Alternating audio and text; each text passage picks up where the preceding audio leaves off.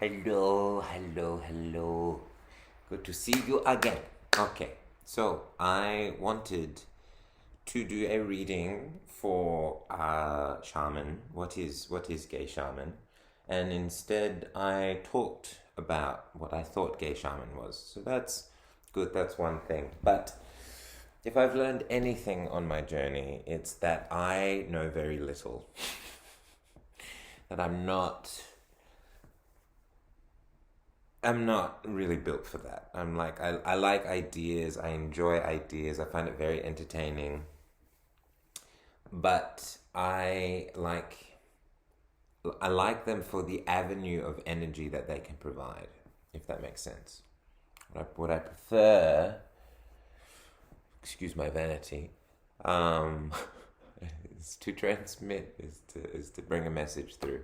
So I am going to do that now for whoever sees this video.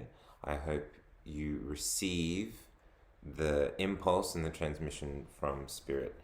Now, I actually drew a bunch of cards already. I've got 2 columns here with a tarot deck called the Mythic Tarot. And I'll go through each of these cards one by one. And look, that's not the book. There's the book. There we go. That's the book. The Mythic Tarot. And this is how I learned tarot. It's very different to the Rider-Waite deck. Very different indeed.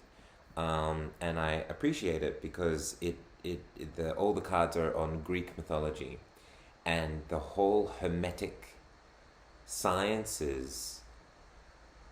They're all legacies of Atlantis, right? So the Rider-Waite deck and the tarot deck, all the knowledge of the mystery schools is ancient knowledge from pre-flood civilization, pre-10,000 BC type stuff. And that would be the age of Atlantis and Lemuria and all that ancient old stuff, which is where the real fun begins. That's how I'm finding it. So anyway, instead of me pontificating on all of this, I'll get to what I'm meant to be doing. All right, sorry. The cards that came out. So for gay shamans, this one, the Knight of Swords. This represents the mercurial energies of the mind. So mercurial, as in Mercury. Mercury spins very rapidly around the sun, right? Mercurial means something is very fluid, it's very shiny, and it doesn't stay in one shape, it's constantly shifting. And the expression comes from when you poured mercury into a bowl, the way that it shimmers and moves, it kind of ripples, it's like it's like that, right? And so that's what the twins on a horse represent. It's the mind. It's this dualistic mind that's like it goes here, and that's the horse. The horse is that gallivanting energy of the mind, and it goes here, then it goes there, and it shifts and it morphs and it changes. And this is in the context of shamans. This is your astral body, right? Your astral body is literally your auric field as it is around you. It is an energetic skin, and it is your astral body that is your multidimensional light vehicle that holds your experience through multiple lifetimes. So all your karmic memory, all of your quantum memory is going to be coming through the astral field, right? Not to mention everything else that you're experiencing in this third dimension, right? The third dimension and everything it's connected to. So a being shouts at you, or slaps you in the face because you're being a dickhead, or someone breaks your heart because you don't have a job and you're worthless. The everything everything is carries multi-dimensional weight to it, because everything is multi-dimensional, right? The whole multi-dimensional universe is interconnected with every other point of itself. So it doesn't matter where you are in the cosmos, every point in the cosmos is connected. Ultimately, where we get lost is when we lose those connections, right? And so the mercurial nature of the shaman is there because that's what shamans do. Shamans are meant to understand this field, understand the impressions in the astral body, and learn about themselves, who they are, and be able to integrate this information and draw a distinction between what is something that I'm receiving and what is me, and learn to love and honor this presence and interrelationship between all things in every moment, because all things in every moment are interrelated. So this is the beginning. This was the real game changer for me in understanding my shamanic impulse that I'm experiencing, is that I do actually have an astral body, and there are psychic energetic sensations that I am receiving, and that they are real, that they are actual bits of creative information and emotional information that are going to be constantly triggering something in me, asking me to adapt and change and integrate and pull forth this information to create something in my experience. And until I honor and respect that process, it will continue to taunt me or elude me. And so it's a tricky wibbly-wommy thing, but it's a endless reservoir of creativity once we understand that. It's very it can be very tricky to capture and to feel and to understand. And the most difficult part is knowing that it exists. So the next card is the Queen of Swords. Queen of Swords is about loyalty, determination, determination and focus, right? It's not until we have that loyalty to understanding this mercurial nature, we make that solid, rigid commitment, will we be able to integrate it. I was going to say something else, it's gone now. This nature is yes. I feel like I've missed something, and I need to get back to it. But what is it? What is it? What is it? It has something to do with knowing yourself.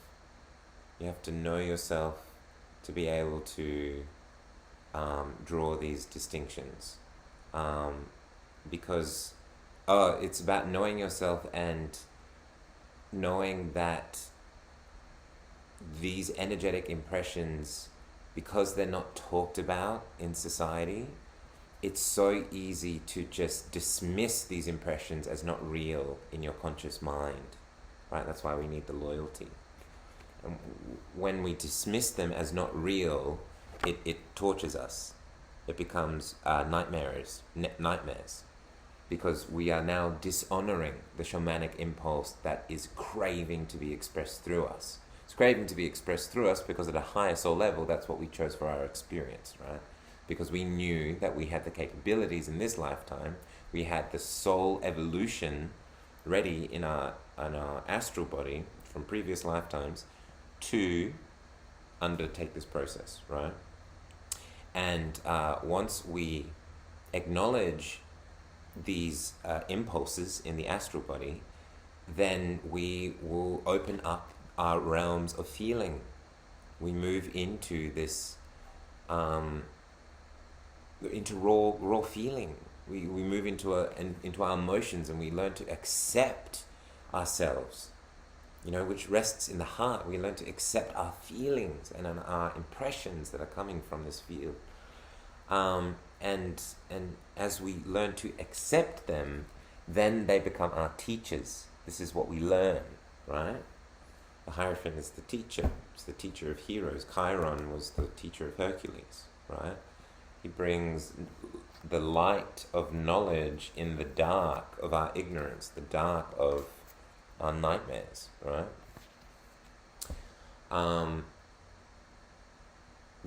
These impressions are real. They're here to teach us something.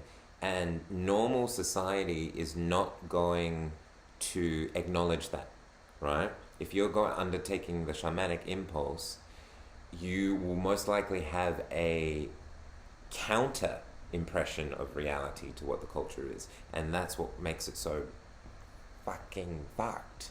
That's what makes it so, oh my fucking God, torturous and upsetting and traumatizing and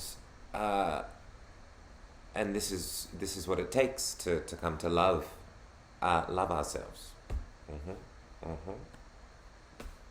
We have to undergo that. And it becomes a great teacher, a great lesson in what happens to society when we are lost. And it becomes a great lesson in the value of honoring our hearts and honoring our authenticity and impression.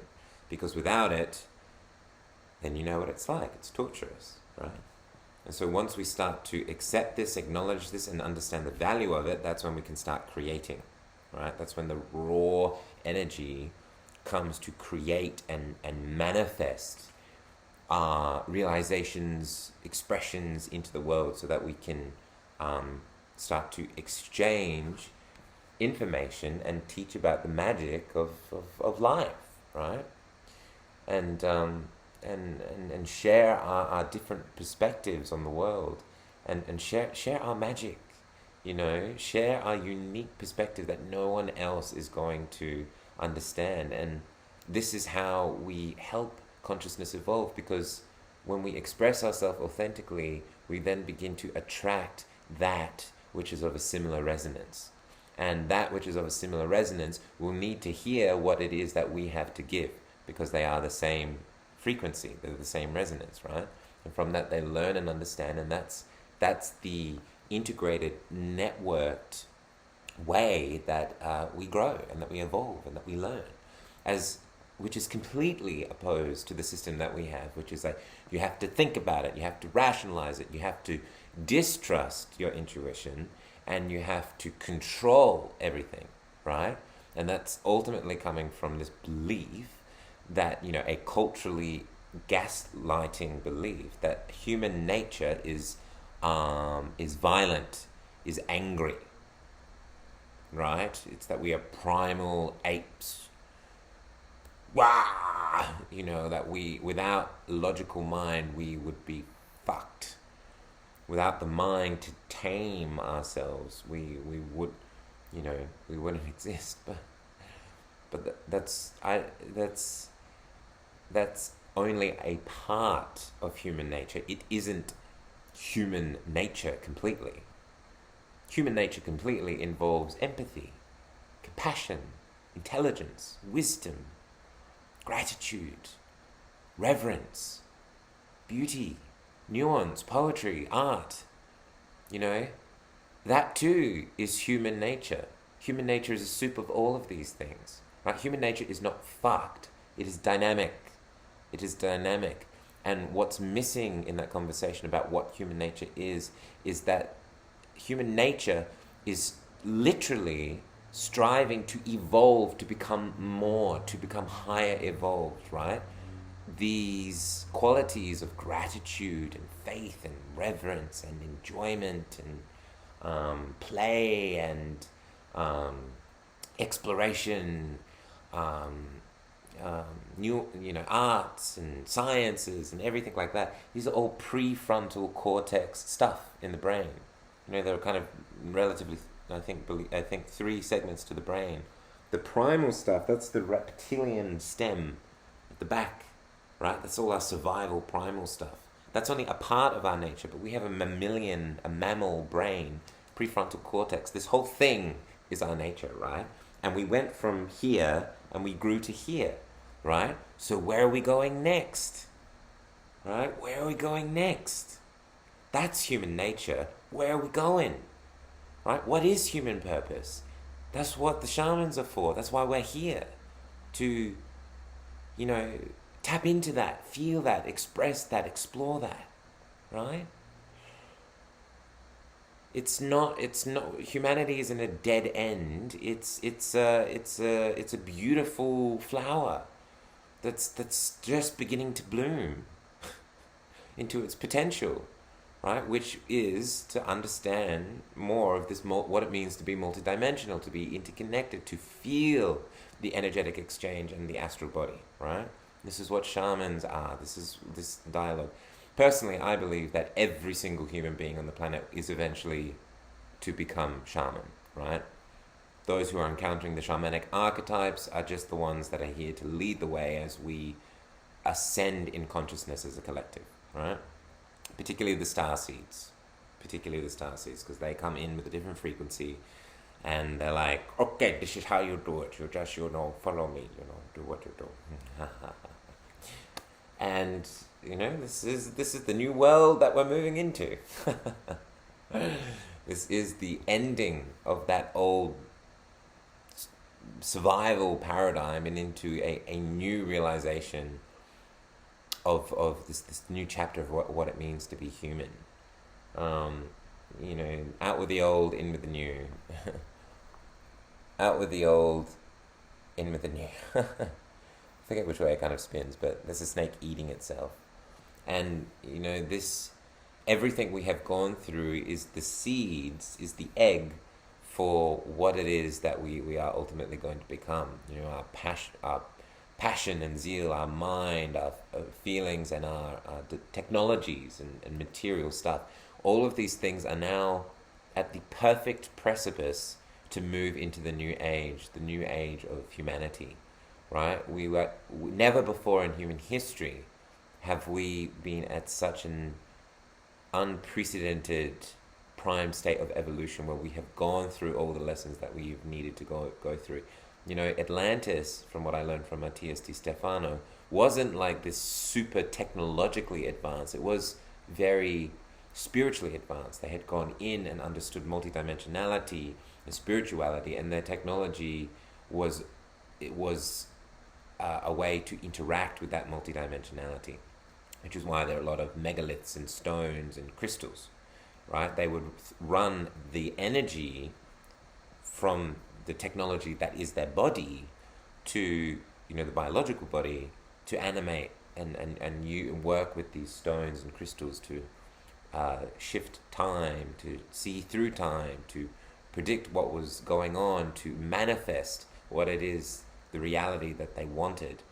And then all of this ancient teaching and understanding was eventually lost and distorted through the tens of millennia that we've gone through, and that this, which is the seeds of all esotericism and all mythology and everything like that. It's my personal belief that mythology begins when Atlantis ends, right? And things like Odin and Zeus and all these archetypal creator deities were actually teachers and kings of Atlantis that had incredible mystical knowledges, and these mythoses are just symbolisms of their teachings as they've gone through the ages and generations of humanity, only now to be revivified. Now, would those beings still exist as like an energy form and the astral and idea form, like a god or a deity that you could interact with? Yeah, for sure, but like it's an infinite universe. We can connect to anything we want through our imagination, through the here now moment. So how you want to interact with those energies, what excites you, gives you permission to do that, is entirely perfect and one's prerogative. So how we interact with the lovers is about relationships, how we relate to the universe and how we relate to it. We can only relate. This is Perseus from Troy, the myth of Troy. There's a beauty contest between Athena, Aphrodite, and Hera, queen of the gods, with Perseus, I think. And they all thought he was really cute, and they forced him to decide which one was more beautiful. Now, he knew whichever one he chose, the other two would be jealous, so he didn't want to choose. They said, no, you had to. Zeus compelled him to do it. And so he was forced to make a choice. He did make a choice, and of course he chose Aphrodite because he's a young man, and she offered him love, and of course that's exactly what he wanted. So that was that. And so he can only make a choice from where he's at that moment, right? So how we want, so similarly, how moving forward, how we're going to interact with the universe is how we want, is what is resonant with us, and that's the way it's meant to be. And as we learn to respect that in every other person in the rest of the world, with non-judgment, that's what the new age is going to look like, right? It's going to be this beautiful, honoring, respecting, and appreciating that when we have these triggers and these things that are brought up in us, they are actually the fertile seeds for a new realization and new growth. And we won't have, the new age is basically, we will encounter that moment without resistance. That's it. Instead of when we get triggered and it's like, oh, this is so bad, we need to control it, blah, blah, blah, blah, blah. We'll be like, oh, shit, I'm really triggered. Oh my God. And then that almost integration process will become more and more graceful as, the years progress, or months even, because it's happening so fast now. And then we'll move eventually into a state of complete non-resistance, and then we will be totally in this full dynamic of evolution. And we have to do that because where we're at now, it sucks. We've done it all. We've done everything we can, and we cannot go any further, and everything that we have done is now trapping us, and we must break free and find this new passion and this new space of non-judgment, so that we can be in peace, and find our sense of stability.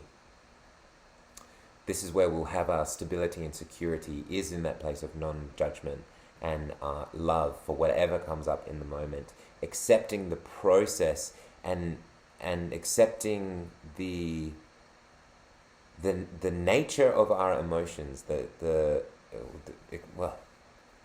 accepting the nature of our emotions within ourselves, which is the Page of Cups is looking at yourselves, and the Queen of Cups is feelings, the master of the realm of feelings. The way that we look at our emotions is going to change. Instead of them being something that we are uncomfortable with and that we are afraid of sharing, it will just be the norm. It'll just be the normal that we're here to express.